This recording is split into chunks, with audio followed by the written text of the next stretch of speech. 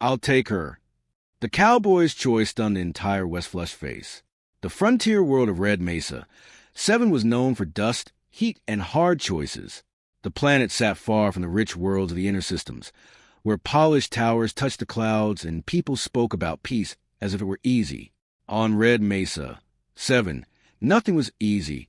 The wind was dry, the land was rough, and most people trusted coin more than promises. At the center of one old settlement stood a trading square made of rusted metal, cracked stone, and faded signs.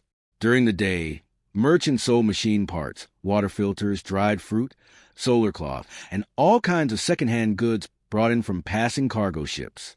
At night, the lanterns glowed orange, musicians played thin desert songs, and travelers gathered to make deals that were often better left unspoken. That morning, the square was already full. People had come from all over the region. Local ranchers in sun-faded coats stood beside off-world traders in clean boots and silver glasses. Mechanics with oil-black hands leaned on railings. Bounty hunters watched from the shade. A few law officers stood near the edges, but nobody expected them to do much. On Red Mesa, 7, law usually arrived after the problem had already passed. Above the square, the twin suns climbed slowly into the sky, washing everything in gold and white light. The heat came early. Dust moved across the ground in thin, curling lines. Somewhere nearby, a water engine coughed and rattled. The mood in the crowd was sharp with curiosity. An auction was about to begin. The platform stood in the middle of the square. It was a simple stage of old metal boards fixed over a strong frame. A striped canopy hung above it, giving little shade but enough to make the auctioneer feel important. The man himself was already there, wiping sweat from his forehead with a bright red cloth. He wore a cream jacket, polished boots, and a smile that never looked honest. Behind him stood a row of people waiting to be sold into labor contracts. Some looked tired, some looked scared, some stared at the ground. Most kept quiet, because the quiet ones often caused the least trouble. The crowd studied them with cold eyes. Among those waiting was a young woman, who did not match the rest. She stood near the far end of the line, her hands lightly bound in front of her with a thin restraint band. Dust marked the hem of her gray clothes. Her dark hair was loose around her shoulders, touched by the morning wind. She looked no older than 20, maybe a little more, but there was something steady in her face that made age hard to guess. She did not look down. She did not plead. She simply watched. Her eyes moved across the crowd, calm and clear, as if she were not the one on display. She saw the buyers, the guards, the merchants, the children standing on old crates to get a better look. She saw the men whispering and pointing. She saw the women with tight expressions who seemed unsure whether to pity her or avoid looking at her at all. When the auctioneer came near her, even his smile changed slightly. He spoke loudly for the crowd. And here we have a rare one. Quiet, healthy, strong. Reads basic system code, so I'm told. Useful in technical households, outpost stations, and transport work. The crowd murmured. He paused, then added in a lower but still public voice, temperament uncertain. That made several people step back. On worlds like Red Mesa, 7, the word uncertain could mean anything. It could mean stubborn. It could mean clever. It could mean someone who would ask questions when questions were not welcome. The young woman said nothing. Not far from the square, a rider came through the main street. He moved at an easy pace, not because he was lazy, but because he never hurried for anyone.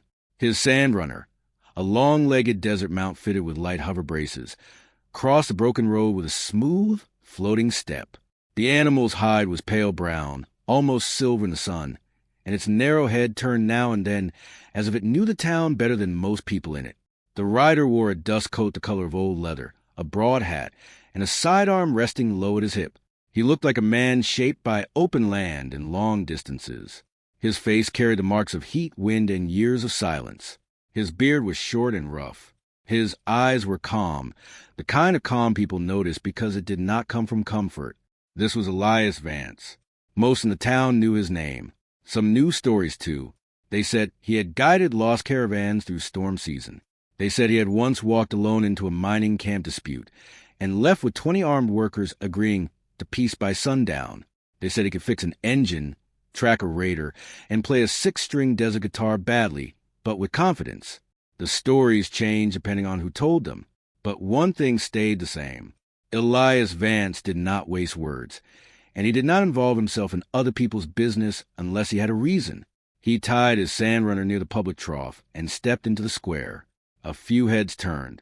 A merchant whispered, "Vance." Another answered, "What's he doing here?" Elias did not respond to any of them. He walked to the outer edge of the crowd and stood with one hand resting near his belt, not on the weapon, just near it. His face gave little away.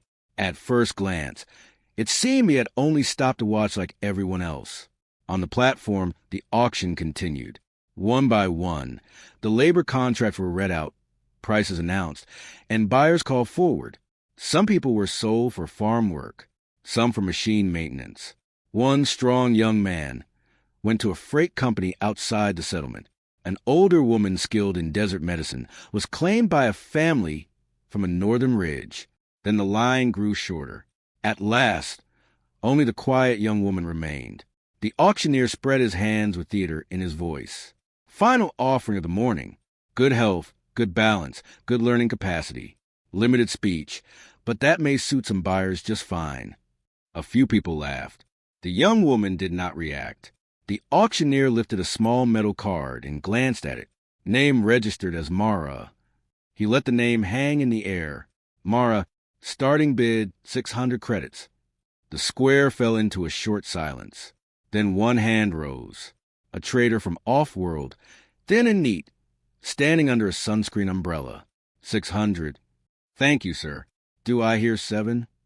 A woman in green desert cloth raised 2 fingers. 7. 700. Good. 8. 8, said the trader. 9. 9, said a broad man with gold rings and a voice like gravel. The bidding moved upward. Calm, careful, interested. Mara kept watching crowd. Then something changed. 3 men in matching dark coats stepped forward from the side street and stopped where they could see the stage clearly. Their clothes were too fine for Red Mesa 7, but too plain to be noble. Their boots were clean. Their faces were unreadable. The small silver marks on their collars meant nothing to most people, but to a few in the square, they meant enough. Whispers started immediately. Helix men. From the cartel? In this town? The auctioneer's smile grew tighter. He recognized them, too. One of the men lifted a finger. 1,000. The square went still. No one outbid a number like that unless they truly wanted trouble. The trader under the umbrella lowered his hand. The broad man with the ring stepped back. The woman in green looked away. Mara's eyes settled on the men in dark coats. For the first time, something changed in her expression. It was small, so small many would miss it.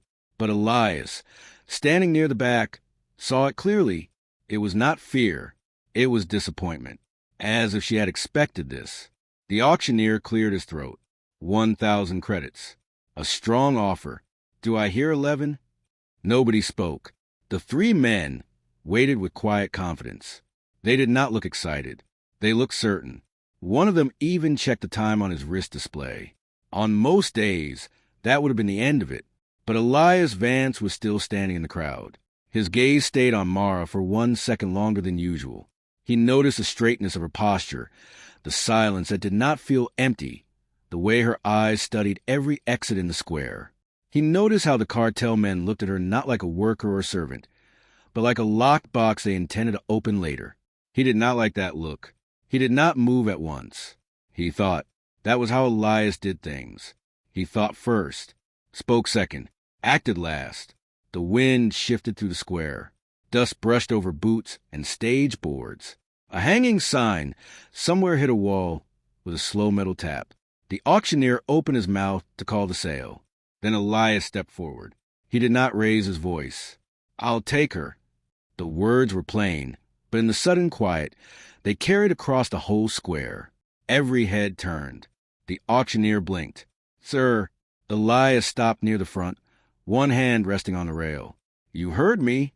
The 3 cartel men looked at him together. The auctioneer gave a nervous laugh. Current bid stands at 1,000. Elias nodded once. Then make it 12. The crowd reacted at once, not loudly, but with a wave of surprise. 12. Has he lost his mind? That's Elias Vance. Why would he do that? Mara looked at him now. Really looked. There was no gratitude in her face. Not yet. No trust either. Only sharp attention, as if she were trying to understand what kind of man made such a choice in such a place. One of the cartel men stepped forward. He was tall, smooth-faced, and careful with his words. "This matter does not concern you," he said. Elias glanced at him. "Looks like it does now." The crowd shifted, making room without being asked. The auctioneer forced another smile. "Wonderful. Competition. Do I hear 13? The tall man answered without taking his eyes off Elias. 15. A collective breath moved through the square. That was too much for ordinary labor. Everyone knew it. Elias knew it too. He studied the man a moment, then reached inside his coat. Several people tensed. But all he pulled out was a credit chip case, old and scratched from years of use. He flipped it once in his hand, then looked at the auctioneer. 20. Now the square truly broke into murmurs. The auctioneer nearly dropped his cloth. 2,000 credits? Elias gave a slight nod. The tall cartel man's jaw tightened. The crowd watched the two men as if the air itself had become thin. Even the auctioneer stopped pretending this was routine. He looked from Elias to the cartel men and back again, suddenly aware that the next few words might shape the rest of his day very badly. The tall man leaned toward Elias. "You are making an expensive mistake." Elias answered in the same quiet tone. "Wouldn't be my first." A few people near the back almost smiled. The cartel man looked ready to continue, but one of his partners touched his arm and spoke softly near his ear. Something passed between them. Calculation. Delay. A different plan. Perhaps. The tall man straightened. He did not bid again. The auctioneer stared, waiting. No higher offer? Silence. He swallowed. Sold. To Mr. Elias Vance. His hammer struck the metal stand with a hard little clang. That sound seemed to wake the whole square. Voices rose. People whispered. Some backed away from the platform, already wanting distance from whatever trouble would follow. The cartel men did not protest. That was what worried Elias most. Men like that usually smiled most when they believed time was on their side. A guard moved to unfasten Mara's restraint band. He hesitated, glanced at Elias for approval, then released it. Mara lowered her hands slowly. For a moment, she stayed where she was. Then she stepped down from the platform and stood facing Elias in the dust and sunlight. Up close, she seemed both younger and older than before. There was tiredness in her face, yes, but also discipline. Her voice, when it came, was soft and clear. "Why?" Elias looked at her, then at the square around them, then back again. Didn't like the other bidders. That was all he said. Mara studied him, as if testing the shape of the answer. The cartel men turned and began to walk away, but not with defeat, more like patience, like men willing to leave the first move unfinished. Elias noticed. So did Mara. High above them, the twin suns burned brighter. The day on Red Mesa, 7 had only just begun. The town of Red Mesa, 7 slowly returned to its usual noise, but the tension did not leave. People kept watching. They watched Elias Vance walk away from the auction square with the girl beside him. They watched the dust rise around his boots. They watched the 3 cartel men disappear into the side streets without a word. On this world, silence often meant danger. Elias did not hurry. He moved the same way he always did. Steady, calm, like a man who had already made his decision and saw no reason to change it. Mara walked beside him. She did not ask questions again. She did not thank him. She did not try to run. But she was watching everything. Every window, every rooftop, every shadow. Elias noticed that. When they reached his sand runner, he untied the reins and checked the saddle straps. The creature shifted its weight and made a low sound, sensing the heat building in the air. Elias adjusted a small pack behind the saddle and then glanced at Mara. "You ride?" he asked. She nodded once. That was enough. He mounted first, then gave her a hand. She climbed up behind him without trouble, her grip firm but careful. Not afraid, not unsure. That told him something. Most people knew that the desert held too tight or too loose. Mara did neither. Elias tapped the side of the sand runner, and it moved forward, gliding over the rough ground as they left the town behind. The buildings of Red Mesa, 7 slowly faded into the distance. Metal roofs turned into small shapes. Voices disappeared. Only the wind remained. For a long time, neither of them spoke. The desert stretched wide in every direction. Red sand, broken rock, and long shadows under the twin suns. Heat waves moved across the ground like water. Far away, the skeleton of an old mining tower stood half-buried, a reminder of past dreams that had failed. Elias followed a narrow path that only experienced riders could see. It curved between ridges and low dunes, avoiding open ground where anyone could easily track them. Mara noticed that too. After some time, she finally spoke. "Those men," she said quietly, "they will not stop." Elias kept his eyes ahead. "No, you knew that." "Yes." "Then why did you still take me?" Elias thought for a moment. "Because they wanted you too much." Mara was silent again. That answer was not simple, but it was honest. The wind grew stronger as the suns climbed higher. Sand moved in thin waves across the surface. The world felt empty, but it was not. Nothing on Red Mesa. 7 was ever truly empty. Elias slowed the sand runner slightly as they reached a narrow pass between 2 rock formations. The path here was tight. Good for hiding. Bad for escape. He did not like it. His hand moved closer to his sidearm. Behind him, Mara's grip tightened just a little. She felt it too. Then it came. A sharp sound in the sky. Not wind. Not natural. A high, cutting noise that broke through the silence. Elias looked up. 3 black shapes moved fast above them. Drones. "They're early," he muttered. The first blast hit the ground ahead of them, sending sand and rock into the air. The sand runner reacted instantly, jumping to the side. Elias held control, guiding it out of the direct line of fire. "Hold tight," he said. Mara did not answer, but she held on. The drone split apart, circling like hunters. Red lights flashed beneath them. Target locks. Another shot came. Closer. Elias pushed the sand runner forward, using the narrow path to limit the drone's angles. He leaned low, keeping his body close to the animal's frame. "Stay behind me," he said. Mara shifted slightly, lowering her profile. The drones moved faster now. Too fast. One dropped lower, aiming directly at them. Elias pulled his plasma revolver in one smooth motion and fired. The shot hit the drone side. Sparks burst from its metal shell. It spun out of control and crashed into the rocks with a loud explosion. 2 left. Not enough, Elias said under his breath. The second drone came in from the left, firing in short bursts. The ground exploded around them. Elias turned the sand runner sharply, guiding it behind a rock wall just as another blast hit where they had been. Dust filled the air. For a second, everything went quiet. Then, movement. The third drone dropped lower, scanning. Elias raised his weapon again, but before he could fire, Mara moved. It happened so fast it almost didn't make sense. She let go of Elias, pushed herself up, and jumped. Not like a normal person. Faster. Higher. She landed on the side of the rock wall, pushed off, and grabbed the drone as it passed. Elias saw it clearly. Her hands moved with perfect control. She twisted something inside the drone's frame, and the machine suddenly jerked, its lights flickering. Then it turned, not toward them, but toward the other drone. The 2 machines collided in midair. A bright flash. Both fell. Silence returned to the desert. Elias stared for a moment. Then he slowly lowered his weapon. Mara landed lightly on the ground, as if nothing unusual had happened.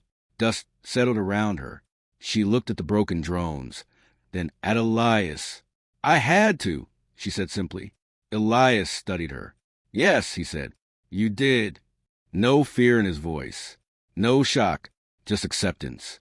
But inside he was thinking. That was not normal. Not even close. He guided the sand runner forward again, moving out of the narrow pass before more trouble could arrive. After a few minutes, Mara climbed back onto the saddle behind him. This time, The silence between them felt different. He spoke first. "You're not just some worker." Mara did not answer right away. "No," she said finally. Elias nodded slightly. "I figured." The desert stretched on, but now it felt smaller, more dangerous. "They will send more," Mara said. "I know. They will not stop until they take me back." Elias looked ahead, eyes narrow against the sun. "They'll have to try harder than that." Mara watched him. "You are not afraid?" Elias gave a small, almost tired smile. "I've been afraid before," he said. "Didn't help much." That answer stayed with her. The wind shifted again. Far behind them, something moved on the horizon. More shapes, more machines. The hunt was not over. Elias adjusted their direction slightly, heading toward a distant line of broken structures. "Old mining outpost," he said. "We'll stop there." "For safety?" Mara asked. "For a better fight," Elias replied. Mara looked forward. For the first time, something changed in her expression. Not fear, not doubt, something closer to decision. The suns burned high above them as they rode on. Behind them, the enemy closed in. Ahead of them, the ruins waited. And somewhere between those 2 points, a choice was coming, one that would change everything. The old mining outpost stood like a broken memory in the desert. Tall metal towers leaned at strange angles. Rust covered everything. Long pipes ran across the ground like dead snakes. The main building had lost half its walls, leaving only a skeleton of beams and shadows. Elias guided the sand runner inside the outer fence, which was barely standing anymore. The gate hung open, moving slowly with the wind. "This place?" Mara asked. "Good enough," Elias said. He dismounted and helped her down. The sand runner moved to the side, lowering itself near a broken water tank. The air felt different here. Still, heavy, like the past had not fully left. Elias walked into the main structure, checking corners, broken doors, and dark spaces. His hand stayed near his weapon. "No recent tracks," he said after a moment. "We got a little time." Mara stepped inside. Her eyes moved quickly, scanning everything. Not just like a person looking, but like something measuring, understanding. She stopped near a damaged console built into the wall. Her fingers touched it lightly. The screen flickered. Elias noticed. "You know how to use that?" he asked. Mara nodded slowly. "Yes." The screen lit up again, even though the outpost had no power. Elias frowned. That thing shouldn't be working. Mara did not answer. Instead, she focused. Lines of old system code appeared on the screen. Broken, corrupted, forgotten. But under her touch, it started to change. Rebuild, reconnect. Elias watched carefully. "You're going to tell me what you are," he said. Mara's hands paused. For a moment, she said nothing. Then she turned to face him. "I am not supposed to exist," she said. Elias crossed his arms slightly. "Start from the beginning." Mara looked at the broken walls around them. "The Helix cartel does not only trade people," she said. "They build things." Elias nodded once. "I figured. I was made in one of their labs," she continued. "Not born like others. Changed." Elias did not interrupt. "They tried to create something new. A bridge between human mind and machine systems. Faster thinking. Direct control. No delay." She looked at her hands. "I was one of the results." Elias let out a slow breath. "That explains a drone." Mara nodded. "I can connect the systems. Control them.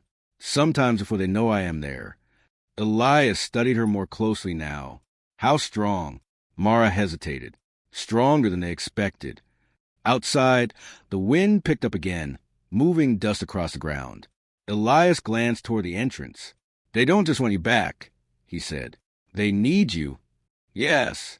"Why call you dangerous?" Mara's voice grew quieter. "Because I stopped obeying." That answer sat heavy in the air. Elias gave a small nod. "That'll do it." Mara looked at him. "You're not surprised." Elias leaned against a metal beam. "I've seen worse ideas," he said. "People always think they can control something smarter than them." Mara almost smiled, but it faded quickly. They will not let me stay free. Elias looked at her directly. They don't get to decide that. Before she could answer, a loud sound echoed outside. Engines. Heavy ones. Both of them turned toward the entrance. They're here, Elias said. Mara stepped closer to the console again. How many? Elias moved to a broken window and looked out. More than before, he said. Ground units this time. Through the dust, dark vehicles approached the outpost. Armed. Fast. Organized. Not just hunters. A strike team. Mara's eyes shifted. They learned. Yeah, Elias said. They did. The first vehicle stopped near the fence. Figures stepped out. Armored. Weapons ready.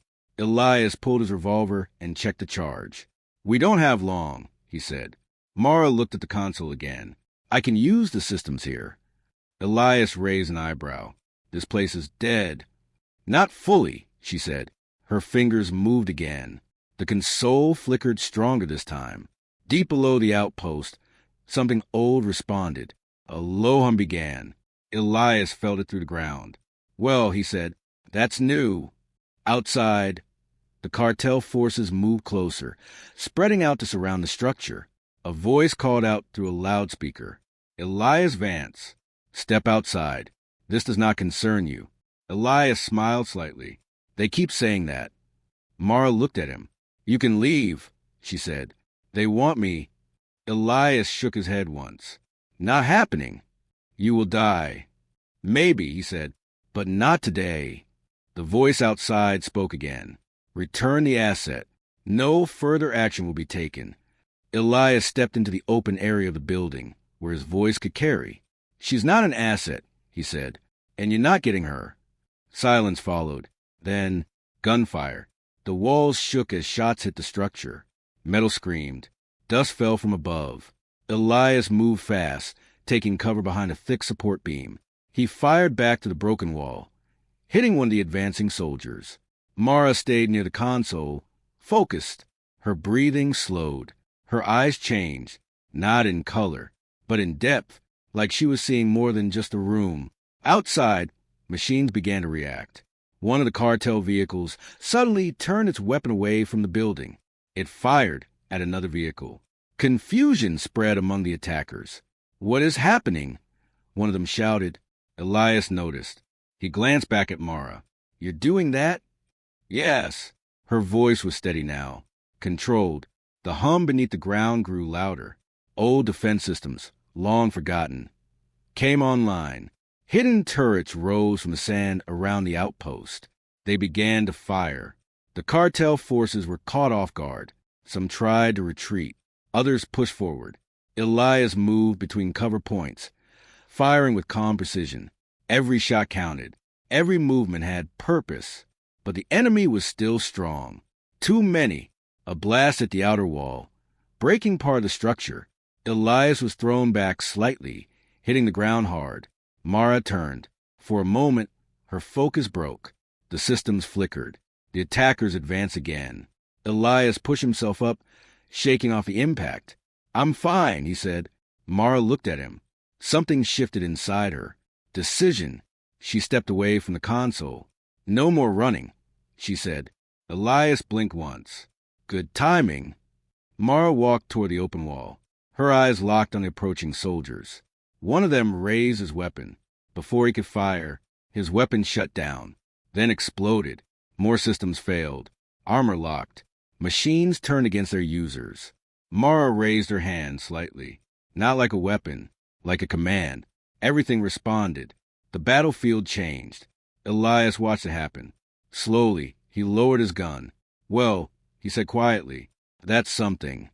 The cartel forces began to fall back, not defeated, but shaken. Their advantage was gone. Within minutes, the area around the outpost grew quiet again. Smoke rose into the air. Broken machines lay scattered across the sand. The remaining attackers retreated into the distance. Elias stood still, watching them go. They'll be back, he said. Yes, Mara replied. But next time, Elias added, they'll be smarter. Mara looked at her hands again. So will I. The wind moved through the ruins, once more. But now, something had changed. This was no longer just a chase. It was becoming a war. And both of them knew. There was no going back now. Night came slowly to Red Mesa 7. The twin suns sank behind the broken horizon, leaving behind long shadows in the sky, painted in deep orange and purple. The heat faded, but the tension did not. The mining outpost stood quiet again, but not safe. Elias sat near a small fire made from scrap wood and old wiring. The flames were weak, but enough to give light. His revolver rested across his lap as he checked its charge again. Across from him, Mara stood near the edge of the structure, looking out into the dark desert. She had not spoken much since the fight, but she was thinking. Elias could tell. "You planning something?" he asked. Mara did not turn. "Yes." That was all. Elias nodded slightly. "Good," he said, "because they are too." As if the desert itself heard him, a deep rumble rolled across the ground. Not from wind, not from storm, from above. Both of them looked up. Lights appeared in the sky. Not stars. Ships. Large ones. Black shapes moving across the night. Mara's voice was quiet. "They brought more." Elias stood slowly. "How many?" "Enough," she said. The ship stopped high above the outpost, silent and still. Then smaller crafts began to drop. Troop carriers. Drones. Machines. This was no longer a search. This was a full operation. "They're done playing," Elias said. Mara stepped forward into the open. "They want control," she said. "Not just me." Elias looked at her. "What do you mean?" Mara turned to face him. "If they capture me, they can use me." "For what?" She held his gaze. "For everything." The wind picked up again. Elias understood. Ships, weapons, systems, wars. "They don't just want you back," he said. "No," Mara replied. "They want to use me to control everything." Elias took a slow breath. "Well," he said, "we're not letting that happen." Outside, the first wave of enemies landed. Heavy footsteps moved through the sand. Voices. Commands. Weapons charging. Mara looked back at the console, inside the outpost, then at the sky, then at Elias. "I can stop them," she said. Elias frowned slightly. "How?" Mara's voice was calm. "I can connect to their systems. All of them." Elias stared at her. "That sounds dangerous." "It is." "What happens to you?" She did not answer right away. That told him enough. Elias walked closer. "No," he said. Mara looked at him. "This is the only way. There's always another way. Not this time." Outside, the first shots hit the outpost again. The walls shook. Time was running out. Mara stepped closer to him. "You said I should be free," she said. "I meant it." "I know," she said.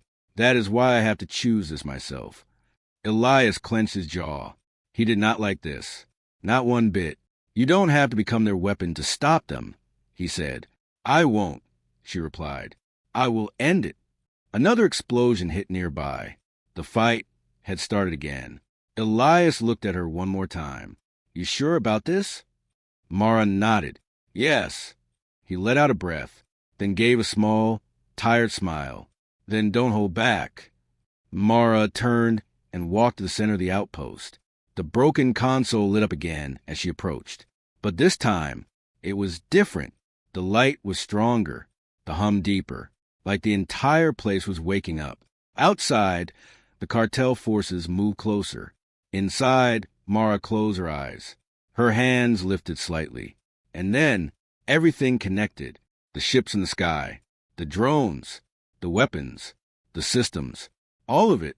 For a moment, there was silence. Then chaos. Above the outpost, one of the large ships suddenly turned. Its weapons shifted away from the ground. Another ship reacted. Then another. Confusion spread through the fleet. "What is happening?" Voices shouted over comms. Mara stood still, but her mind moved faster than anything human. She saw everything, every system, every command, every control line, and she broke them, one by one. The ships lost coordination. Drones shut down midair. Weapons refused to fire. Some systems turned against their own operators. The cartel forces on the ground panicked. This is impossible. Control is gone. Fall back. Elias watched it all from the doorway. He had seen many things in his life, but nothing like this. He shook his head slightly. Remind me not to get on your bad side, he muttered. Mara's voice echoed softly, not from her mouth, from everywhere. This ends now. High above, the largest ship tried to regain control. It powered up its main weapon. A final move, a desperate one. Mara felt it. She focused. Every system, every signal, every connection. She reached into the core of the ship's control system and erased it. The weapon shut down. The ship went dark, then drifted. The rest of the fleet followed. One by one, silence returned to the sky. The battle was over, but Mara did not stop. She kept going, deeper, further, beyond the ships, beyond the battlefield, into the networks, into the hidden systems the cartel used across the galaxy. Elias stepped forward. Mara, he said. No answer. Mara. Her eyes were still closed. The light around her flickered. Something was wrong. He moved closer. What are you doing? Finally, she spoke. I am removing it. Removing what? The control. Elias frowned. From the ships? From everything? His eyes widened slightly. You mean? Yes. She was deleting the systems, the programs, the networks that allowed people like her to be created, controlled, and sold. All of it. Gone. Forever. Elias looked at her. That's a big move. It is the right one. The ground trembled slightly as systems across the planet and beyond began to fail. Cartel control collapsed. Their power disappeared. Their reach ended. Mara's breathing slowed. The light faded. Then she opened her eyes. The connection was gone. The silence returned. Real silence. Elias stepped closer. You still with me? He asked. Mara looked at him. For a moment, she seemed different. Quieter. Lighter. Yes, she said softly. Then she smiled. A real one this time. I am free. Elias nodded. Good. Outside, the sky was clear again. The ships drifted, empty and silent. The cartel forces were gone. Defeated, the desert returned to its natural stillness. The wind moved gently through the broken outpost. Morning came slowly. A single sun rose. Then the second. Light spread across Red Mesa. 7 once more. Elias stood near his sandrunner, ready to leave. He checked his gear one last time. When he turned, Mara was standing a short distance away, looking at the horizon. You not coming? He asked. She shook her head. No. Got plans. She nodded slightly. There is more out there, she said. People like me. Systems like this. Elias understood. You're going to find them. Yes. He gave a small smile. Try not to break the whole galaxy. Mara almost laughed. I will try. For a moment, they stood in silence. Then Elias tipped his hat slightly. Take care, Mara. She looked at him. You too, Elias. He turned, mounted his sandrunner, and rode out into the desert. No noise, no drama, just the open land and a long road ahead. Behind him, Mara watched until he disappeared into the distance. Then she turned toward the sky and stepped forward into her own path. Far away, across the frontier, whispers began to spread about a cowboy, about a girl, about a choice, a simple moment. I'll take her. And how that moment changed everything. Because on that day, one man refused to walk away, and in doing so, he reminded the entire galaxy what freedom truly meant.